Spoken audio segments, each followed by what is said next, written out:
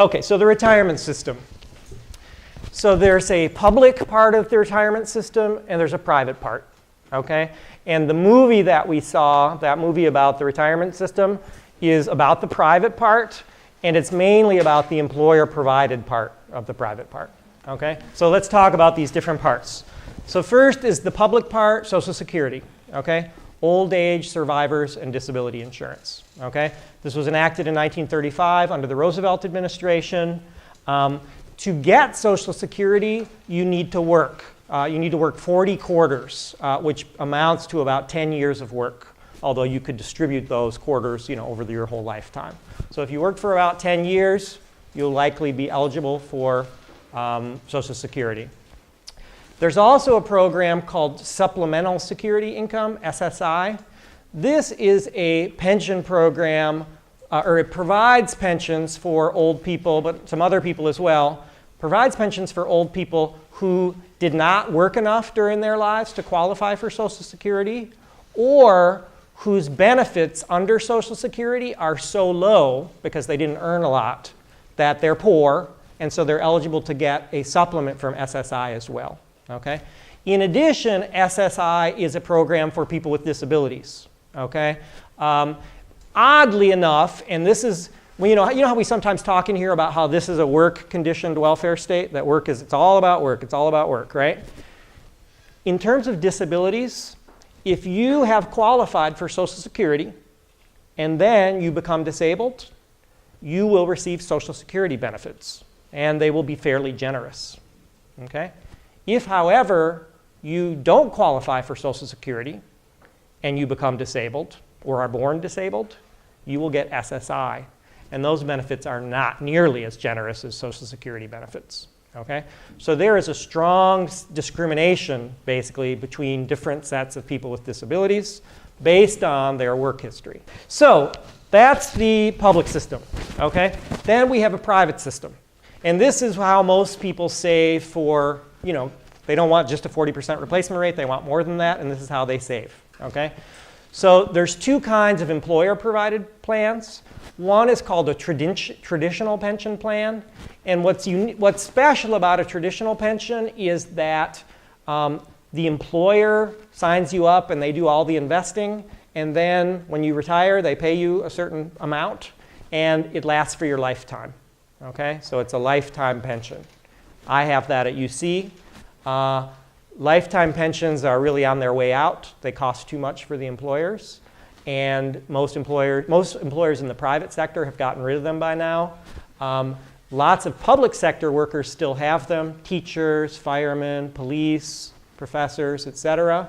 But because the private sector doesn't have them, and because the Republicans are opposed to them, there are a lot of attacks against them. People are basically saying, why should public workers who are funded by me, so I'm a taxpayer, I don't have a traditional pension, and then all these publicly employed people who I pay for have a better pension than me, okay? And so there's a lot of hostility about these pensions. And I'm a little bit scared because I want my pension, right? It's a little bit nerve-wracking. Wisconsin in particular is a place where Scott Walker has really gone hard against the public pensions. And then a different kind of employer-provided pension is called the 401k. Okay? And in the movie, you'll learn all about this if you haven't already. A 401k is different in that you, the employee, decides how much to contribute to the 401k. And sometimes your employer will match that amount. Okay? Sometimes they'll do a 2-to-1 match. Sometimes they'll do a 1-to-1 match. Sometimes they won't match at all. Okay? So it varies by employer. It's up to the employer how much to match. It's also up to the employer whether they even want to offer a 401k or not. Okay? What's unique about the 401k is basically you're putting money in an account, and the employer may be putting some there as well, and then you have that account and you invest that account, maybe in bonds, maybe in the stock market, etc. And then when you retire, that's what you got, right? If you didn't save enough, tough luck, okay? If you did save enough, great, okay? And so and moreover, it's the traditional pensions, even when they have employees put in part of it, The traditional pensions cost the employer more than the 401ks do. Okay. And then lastly are these individual accounts, the IRA and the Roth IRA. And these are basically, this allows you to save for retirement using these special government accounts, but it's not through your employer. Okay? Now, the last point I should make here is why do you need a 401k or IRA in order to save? Why can't you just save? Okay? The point is that the government does not tax any income you put into your IRA or your 401k. So it's tax-free until you retire. Once you retire, then you'll pay taxes on it. Okay? And part of the notion there is that you will be at a lower income when you retire than you are during your working life, and so you'll have a lower tax rate. Okay? That's the main benefit. Employers have really been backing away from traditional pensions. So first of all, only 51, in 1988, only 51% of employees actually even had a pension. Okay, so the majority of employers now don't even offer a pension to their employees. And again, this goes back to that private welfare state that we've talked about. Employers don't have to provide health care, they don't have to provide pensions. Okay, it's their choice. That's gone down to 46%. In addition, of those 51%, about half of them had a traditional pension, a defined benefit. That's reduced, and I'm sure it's even lower now if we brought this up to 2016. 34% have these traditional pensions, but it's over. You guys aren't going to have traditional pensions. It's over, okay? Unless you really fight, well, you're never going to forget it. You're not going to get them. Okay. So here's some of the problems with 401ks.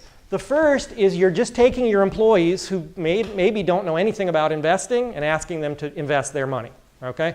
In a traditional pension, the employer hires professionals to do the investing. Okay? That's the first second. The second thing is the employer is paying for half of it. Okay? Maybe the employer is kicking in a match. Maybe they're not. The employee could be paying for all of it. Okay? Longevity risk. If you mess up and you don't save enough and you live a long time, you could outlive your pension. Okay? And in the movie, they show a ton of old people who are retired, but they have jobs. Okay? They go back to work. And you've seen them out there at McDonald's and elsewhere, right? It's not because they wanted to be doing that in their retirement, right? It's because they don't have enough money. And then lastly is market risk, and this is what Frank was talking about, right?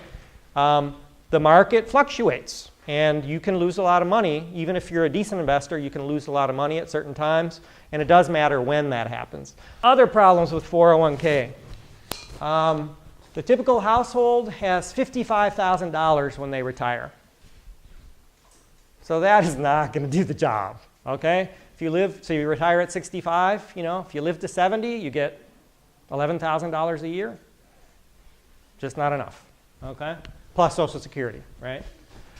So you'll be at a 40% replacement rate plus, $11,000 a year. Employees have to decide lots of things. Should they join it or not? So this is the other thing. A lot of employers have these plans, but a lot of employees don't even sign up, okay? Because they just don't feel that they don't have enough money. They don't have enough money to save, they feel. You have to decide how much to invest. They often underinvest. They have to decide which investments to make. They have to decide whether to buy company stock. Don't buy company stock, okay? And you were asking about Enron, okay? Enron went out of business, right? And a lot of their employees had Enron stock, okay? So not only did they lose their jobs, right? But all that stock that they owned went to zero, right?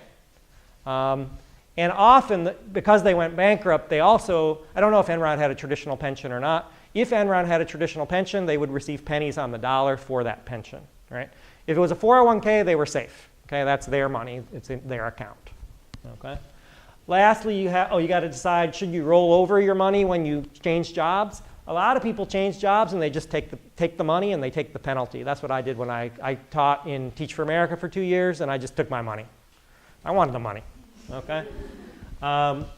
And then also what to do at retirement. Do you take it all at once? Do you bleed it out? Do you get an annuity? Things like that. There are just a lot of big decisions for people to make. And it's not just that people are uneducated or whatever. It's that they don't have the time either. I get, so I have a 401k, as I said, and they send me this they send me this mailer that tells me how my stocks are doing. And I'm just like, well, you know, actually I don't even look. I'm just like, okay, I'm going to put that here and I'm going to look at that. I've never ever looked at it, right? So I'm busy, right? I'm sorry. Plus I wouldn't even know what to do. If I did look at it, I wouldn't even know what to do anyway, right? So, but maybe I'll ask Tanner. Do you? Do you know what to do with stocks? No, too bad. Okay. At any rate, the research has shown that people make lots of errors on all of these things. Okay. So you can see I'm a huge fan of the traditional pension, even though it's dying. So a lot of good it's going to do you. Okay. Now I want to talk about Social Security, which I love. Okay.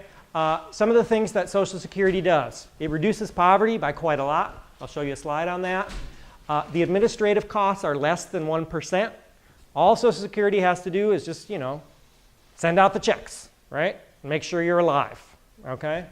Another thing is Social Security is an insurance program, okay? Because if you die and your children are still minors, Social Security will make payments to your children, okay? So it's not just a pension plan, it's also an insurance plan.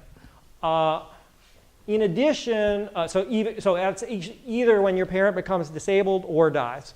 I should also say that, so my parents had a child quite late, and so my parents retired and started getting Social Security, but my sister was still in the house, and so they received an extra payment because they had a dependent in the house. Now this is a really interesting picture. The way that this works is the people in the middle at 1 are at median income, right? The people at 0.5 have half of median income in their country. The people at 2 have twice median income in their country. Can somebody look up what median income is in the United States? I'm guessing 42?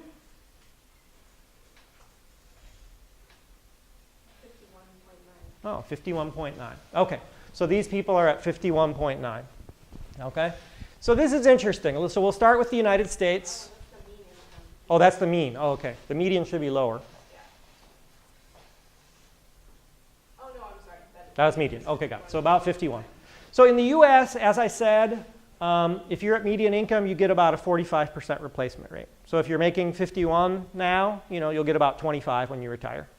Okay? Or a little less, 18, something like that. You can see the replacement rate is higher for poorer people. So if you're at half of median income, you'll be getting a higher replacement rate. You won't be getting more money, right? You'll just be getting a higher replacement rate, okay? And then as you go up, the replacement rate declines. And so the Bill Gates company, you know, they're getting a very low replacement rate. Does that make sense? Okay.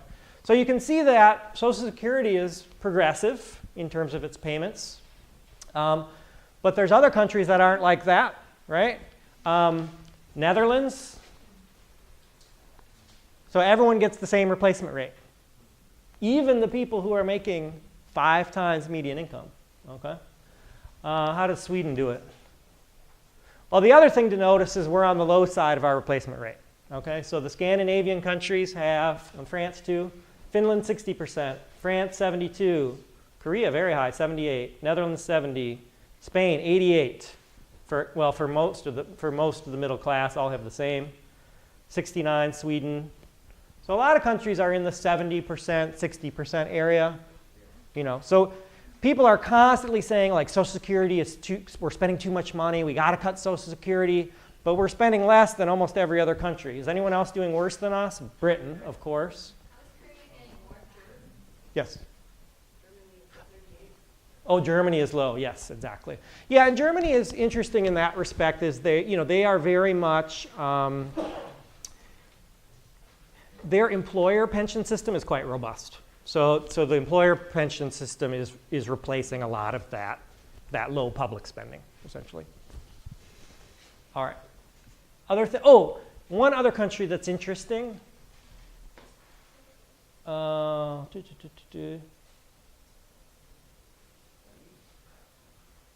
Spain. Yeah, so that is kind of interesting how they're sort of universal up until 1.5 median income, and then, you know, for the richer, they start to cut. Italy does the same thing. Oh, Italy, oh yeah, so it's like same for everyone except for these people. Finland too? Okay, yeah, exactly.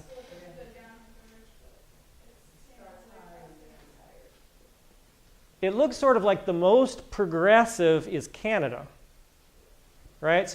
Well, look at Korea. Wow, so you get more. So you get more when you retire than you made. You know, so it's actually retirement is a boost to your income, at least in the public system. Nia? More people retire as soon as they could. Yes. Yeah. But 65, you know, there's usually a deadline, you know, a date that you can do it. Okay. All right, so that's that. This is a really interesting picture. I may have shown this to you before. This is the number of people who are lifted out of poverty by various programs in the United States. And Social Security is by far the program that reduces the most poverty. Raises 22 million Americans out of poverty each year. Compare that to the Earned Income Tax Credit or TANF. When most people talk about welfare, they talk about TANF. Okay?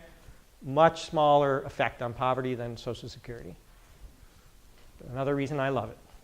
Okay, so let's talk about some of the critiques. The critique